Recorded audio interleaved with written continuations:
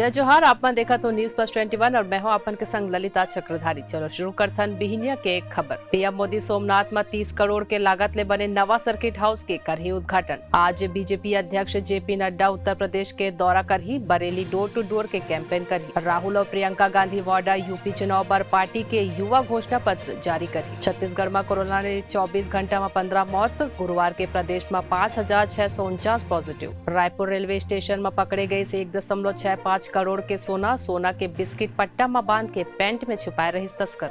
भारत और south Africa के बीच one day series के दूसरा मैच पार्ल में खेले जाए। कोरोना के देश में 3.44 लाख नवा केस आइस। तीसरा लहर में सबले ज्यादा 698 हुई मौत। T20 वर्ल्ड कप 2022 के शेड्यूल जारी, फिर हो ही भारत पाकिस्तान के महाजंग। बुल्लीबाई ऐप केस में पुलिस एक और आरोपी ला ओडिशा लेकर इस गिरफ्तार। बैडमिंटन स्टार साइना नेहवाल पर विवादास्पद ट्वीट के बाद अभिनेता सिद्धार्थ ला मिलिस नोटिस। ऐसा नहीं तमाम जानकारी ले लगातार अपडेट रहे बर हमारे चैनल लाइक और सब्सक्राइब करना जन भूलू। नोटिफिकेशन पर बेल आइकन ला घलो दबाओ। दिखत रहो न्यूज प्लस 21, आप मन के हक की बात।